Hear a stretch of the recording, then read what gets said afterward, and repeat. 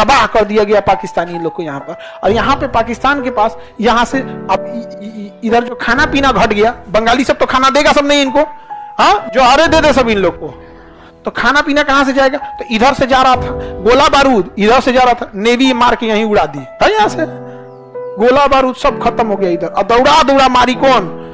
भारतीय सेना। अब पाकिस्तान के पास एक पनडुब्बी थी जिसका नाम था पीएनएस गाजी।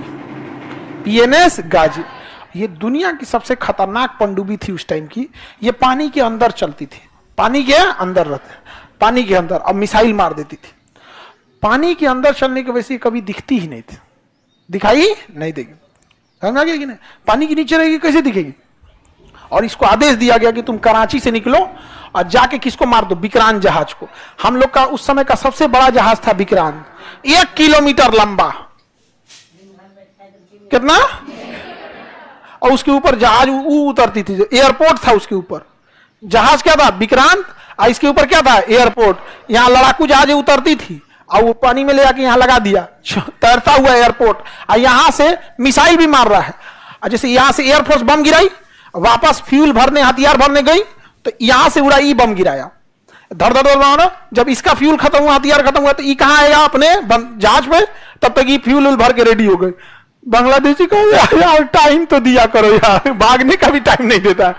तो पाकिस्तानियों ने कहा कि अगर हम विक्रांत मार के गिरा दिए ना, अगर डुबा दिए, तो पाकिस्तान इंडियन नौसेना का पूरा मनोबल गिर जाएगा। और यह हकीकत है, अगर विक्रांत गिर गया तो सब कुछ खत्म, क्योंकि सबसे शक्तिशाली जंगी बेड़ा वही था। और विक्रांत को अगर कोई मार सकता था तो पीएनएस गाजी मार सकता था। और चल दिया पीएनएस गाजी। जब चला था तभी दिखा था, यहां से पानी में अंदर घुस गया, पता नहीं चला कहां है कहां नहीं है यहाँ पे। अब क्या किया जाए? तो पीएनएस गाजी को अंडमान निकोबार में छुपा दिया गया। उसको साइलेंटली कहां भेज दिया गया? अंडमान निकोबार। विक्रांत को, गाजी को नहीं, विक्रांत को छुपा दिया गया। लेकिन यहां दिमाग लगाया नौसेना ने। उसने विशाखापट्टनम बंदरगाह पर क्या किया? हल्ला फैला दिया कि विक्रांत आ रहा है। कौन आ रहा है? विक्रांत। जबकि विक्रांत कहां था? हल्ला कर दिया गया विक्रांत कहां आ रहा है? विशाखापट्टनम। क्यों आ रहा है? तो फ्यूल भरेगा, खाना पीना भरेगा। अब विक्रांत में 5000 सैनिक तैनात थे, तो 5000 के आदमी डेली 3 टाइम खाना खाएगा, यानी एक दिन में 15000 आदमी खाना खाएगा। और अगर वो 1 महीना का खाना एक बार में भरता है, तो एक दिन में अगर 15000 का खाना, तो 1.5 लाख लोगों का खाना रखेगा। समझ रहे हैं? 1.5 लाख कौन चीज? तो उसको सामानों भी चाहिए बहुत ज्यादा, आटा, चावल, चीनी, ये सब चीज। तो हल्ला विक्रांत में जितना विशाखापट्टनम में जो भी थे लोग ना, दुकानदार, सबको ऑर्डर दिया गया। नौसेना जाके विक्रांत आ रहा है, ये चाहिए, या आलू चाहिए, 40 ट्रक आलू, 2 ट्रक अंडा, फल चाहिए, ये चाहिए। पूरा हल्ला हो गया विशाखापट्टनम में, मंडी लग गई। विक्रांत में जाएगा, विक्रांत में जाएगा। वहां कोनो जासूस फोन कर दिया पाकिस्तान में, विक्रांत आ रहा है। कौन आ रहा है? विक्रांत।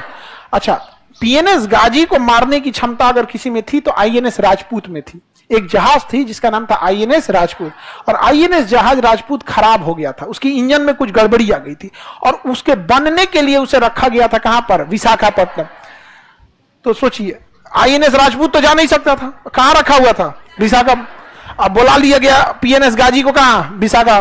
कोई जासूस फोन कर दिया पाकिस्तान में, अब पाकिस्तान वाला फोन कर दिया पनडुब्बी को कि जाओ तुम विशाखापट्टनम जाओ, जाओ वहीं विक्रांत है, मार के गिरा देना। और जब वहां गया ना, तो वहां कौन खड़ा था? आईएनएस राजपूत। मारा आईएनएस राजपूत, उधिया गया पीएनएस गाजी। पीएनएस गाजी डूब गया। अमेरिका इतना गरियाया पाकिस्तान को कि तो हमारा इज्जत तो उतार दिया रे चोट्टा कहीं का। ये पनडुब्बी कैसे हरवा दिया वहां, पता नहीं कैसे मार दिया। विक्रांत मिलवे नहीं किया यहाँ पे। अब यहां से निकला विक्रांत, अब फुल फ्लेजेड धोया, और यहां एयरफोर्स वगैरह धो दी यहां पर। अब पाकिस्तान किसको बोला? अमेरिका को, कि हमरा जान प्राण बचा लीजिए, बहुत इज्जत का सवाल है। अगर ये बच गया ना, ये जगह हम आपको सैन्य अड्डा के लिए दे देंगे। आप यहां से चाइना को कंट्रोल कीजिएगा, भारत को कंट्रोल कीजिएगा यहां पर। तो वहां से कौन चल दिया? अमेरिका। कहा कि बेशक हम आएंगे तुम्हें बचाने के लिए। तो यहां से कौन चल दिया? अमेरिका। ये है कौन? पाकिस्तान। और ये यहां लड़ाई चल रही है बांग्लादेश में, और यहां हम लोग का कौन खड़ा है? विक्रांत।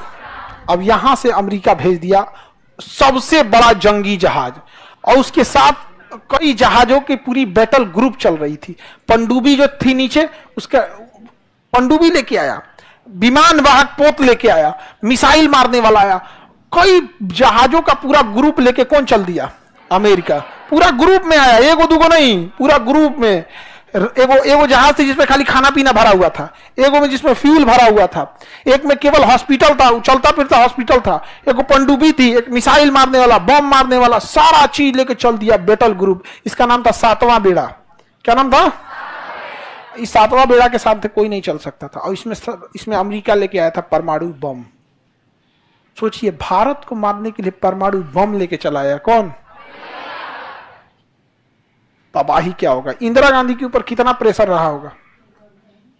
यहां तो लड़ाई चली रही है बांग्लादेश में, तब इंदिरा गांधी ने रूस को बोला। किसे बोला? कि हमरा बचा लीजिए। वो चल दिया है कितना लेके? सातवां बेड़ा ले। तो रूस कहा कि यहां तो आपको कोई जरूरत नहीं ना है। कहा ना, इसको तो हम धो दिए हैं, खत्म कर दिए, धो धा के बराबर ही। तो यहां से इसने भी अपने बैटल ग्रुप को भेज दिया यहां पे। इसके में भी पूरा परमाणु बम पनडुब्बी तैनात थी। इसका नाम था 40वां बेड़ा। रूस क्या भेज दिया? 40वां बेड़ा। अमेरिका भेजा 7वां बेड़ा। अमेरिका को आने में टाइम लगा, जब तक रूस यहां आके पहुंच गया। अब पूरी जहाजों को यहीं लगा दिया चारों ओर से, 40वां बेड़ा चारों, और ऑटोमेटिक मिसाइल तैनात कर दिया कि अगर तुम 400 किलोमीटर से कम दूरी मेंटेन रखोगे तो ठीक है, 400 किलोमीटर पास आ गए ना तो मार देंगे ऑटोमेटिक। और जितनी पनडुब्बी लेके आया था ना ये रूस, सारी पनडुब्बियों को ऊपर कर दिया रेडी टू फायर मोड में। तो अमेरिका के साथ ना ब्रिटेन भी आया था। ये दोनों साथे चलता है सर। तो ब्रिटेन वाला ना अपने प्रधानमंत्री को फोन किया, वी आर टू लेट। ई वाला टू, TOO, बहुत लेट हो गया। हाँ, हुजूर आते आते बहुत देर कर दी। वो गाना है ना, हाँ, बेचारा पाकिस्तान गाना गा रहा है, हुजूर आते आते बहुत देर कर दी। ब्रिटेन कह रहा है बहुत देर हो गया, अब हमारे बस का नहीं है। 40वां बेड़ा आ चुका है। तो अमेरिका धमकी दे रहा है कि हमारे पास परमाणु बम है, हमारे पास परमाणु बम है, लगभग 100 की संख्या में परमाणु बम लेके चल रहे हैं।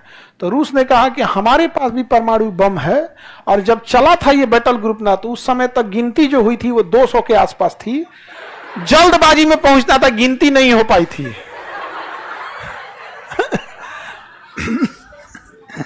अब यहां आ गया कौन? 7वां बेड़ा। कौन आ गया? 7वां। और यहीं से कह रहा है, भारत तुम लड़ाई रोक दो, भारत तुम लड़ाई रोक दो। और यहां विक्रांत मार के धज्जी उड़ा दिया इन लोग का, यहां पे विक्रांत। और यहां पर पाकिस्तान के 93,000 सैनिकों ने सरेंडर कर दिया। 93,000 पाकिस्तानी ने सरेंडर किया। हम नहीं लड़ पाएंगे। जब सेना सरेंडर करती है ना, तो अपना स्टार हटा देती है, टोपी उतार देगी, बेल्ट हटा देगी और हथियार को जमीन पे रखेगी। हथियार को जमीन पे रख, ये सरेंडर का होता है। 93,000 फौजियों ने सरेंडर किया था। बाप बाप होता है। याद कीजिए, उसी लड़ाई में यहां हमारे 120 सैनिकों ने सरेंडर नहीं किया। ये चुट्टा 93,000 सरेंडर किया। Guinness book of world record में है। पूरी दुनिया में सबसे बड़ा सरेंडर जो किया, किसने किया? पाकिस्तान ने सरेंडर किया, पूरी दुनिया में सबसे ज्यादा। और यहां रूस किसको संभाल लिया? अमेरिका को संभाल लिया। अब 93,000 सैनिकों ने सरेंडर किया और भारत ने कहा कि आप एक्सेप्ट कीजिए कि बांग्लादेश आपका नहीं है। तो कहा कि हम एक्सेप्ट करते हैं कि बांग्लादेश आज से स्वतंत्र हो। कहा कि शेख मुजीबुर रहमान को छोड़िए। तो भारत शेख मुजीबुर रहमान को लेके आया और शेख मुजीबुर रहमान को बांग्लादेश का क्या बनाया गया? प्रधानमंत्री। लेकिन पाकिस्तान ने कनाडा से कुछ लोगों को हायर किया और शेख मुजीबुर रहमान को मरवा दिया। उनकी बेटी को भी मरवा दिया। उनकी एक बेटी इंग्लैंड में पढ़ती थी, शेख हसीना, जो अभी बांग्लादेश की क्या है? प्रधान। समझा गया? इसलिए जस्टिन ट्रूडो जब आए थे ना, अब भारत पे आरोप लगा रहे थे, तो शेख हसीना ने भी बांग्लादेश को बोला था और कनाडा को कि चट्टा कहीं क्या बोलता है, हमारे पिता के असिस्नेशन में कनाडा का हाथ था। समझा गया कि नहीं आ गया? यहाँ पे तो उधर निर्माण किसका हुआ? पाकिस्तान। लेकिन अमेरिका इतना दबाव बनाया भारत पर, और रूस ने भी दबाव बनाया कि भाई हमारा 40वां बेड़ा जल्दी खाली करो, हमरा औरों जगह लड़ाई लड़ने जाना है, समेटो यहाँ पे। तब तक मानेक शाह इंदिरा गांधी से कह रहे थे कि इधरों का कब्जा करिए लेते हैं, इधर भी कब्जा कर ही लेते। लेकिन पॉलिटिकल प्रेशर इंदिरा गांधी पे ज्यादा था, क्योंकि अगर रूस अपना 40वां बेड़ा हटा लेता तो फिर अमेरिका चढ़ जाता। तो फिर वही हुआ कि हम इन 93,000 को लौटा देंगे। और शिमला सम्मेलन हुआ कि भारत और पाकिस्तान किसी भी विवाद को आपस में बैठ के सुलझाएगा, न यूएनओ में जाएगा न अमेरिका में जाएगा, शिमला समझौता में। इसीलिए जब भी पाकिस्तान यूएनओ में जाता है कि कश्मीर में जन्नत संग्रह करा दीजिए, कश्मीर के लोगों से पूछ दीजिए, तो भारत कहता है कि सब पहले साइड कीजिए। ये देखिए, ये चोट्टा 1972 में साइन किया है शिमला समझौता कि हम दोनों आपस में बैठ के बात करेंगे। कहिए कि चले दिल्ली बिरयानी खिलाएंगे, इसको बैठ के बात करते हैं। आपस में बैठ के जब बात किया जाएगा तो हर समय जब भी बाप और बेटा बैठ के बात किया है तो सुना किसका जाएगा? बाप का। समझ आ गया कि नहीं आ गया? यहाँ पे तो पाकिस्तान का हाल हो गया, बांग्लादेश क्या हो गया? स्वतंत्र हो गया। ये बताइए, बांग्लादेश को स्वतंत्र करने के लिए सबसे बड़ा बुनियाद तो पाकिस्तान ने डाला था। इस तरह से भेदभाव होता है जी। मतलब तुम्हारे देश के लोग थोड़े से अलग दिखने में हो गए, भाषा अलग हो गई तो तुम उसको। अब आप सोचिए, ये पाकिस्तानी जब अपने देश के आवाम के नहीं हुए तो हमारे होंगे?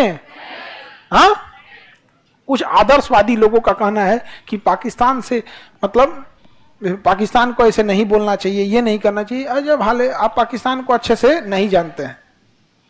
इसका कोई उपाय नहीं है यहाँ पर। इन गधों को, इनको, खैर ये लोग तो अलग दुनिया के लोग हैं, फरिश्ते आएंगे इनको बचाने के लिए। 93,000 के लिए नहीं आया, शायद लेट हो गया था। समझ आ गया कि नहीं आ गया? तो बांग्लादेश का निर्माण कब हुआ? 1972 में लड़ाई हुई, लड़ाई मान्यता मिला 72 में। कितने सरेंडर हुए? 93,000। हम एक हिस्ट्री की बुक पढ़ रहे थे पाकिस्तान की, जैसे वहां के जो बच्चों की होती है, अब तो ऑनलाइन आप कहीं की बुक पर मंगा के पढ़ सकते, तो हम पाकिस्तान के बच्चों की किताब पढ़े। हम मैट्रिक की बुक, उसमें कहीं 71 की जंग की चर्चा नहीं है, तो हम ऑनलाइन ऑर्डर मतलब ऑनलाइन ऑर्डर करेंगे, आएगा नहीं। तो एक ऑनलाइन पढ़ने की भी व्यवस्था होती है, ई बुक। क्लास 6 से लेकर 12 तक, जैसे हम लोग एनसीईआरटी पढ़ते हैं ना, उसके क्लास 6 से 12 तक में बांग्लादेश की लड़ाई की चर्चा ही नहीं है। बस चर्चा है, और ये 93,000 सैनिकों के सरेंडर की चर्चा नहीं है। समझा क्या? ऐसा रखा गया, बांग्लादेशी रहना नहीं चाहते थे, वो पाकिस्तानियों को अलग भावनाओं से देखते थे, इसलिए भारतीय पाकिस्तानी सेना उन्हें उनके हाल पे छोड़कर और चली आई। उनकी बाप रे बाप, शिक्षा में ऐसे मिलेगा तो क्या होगा? समझ आ गया? एजुकेशन बहुत बड़ी चीज होती है।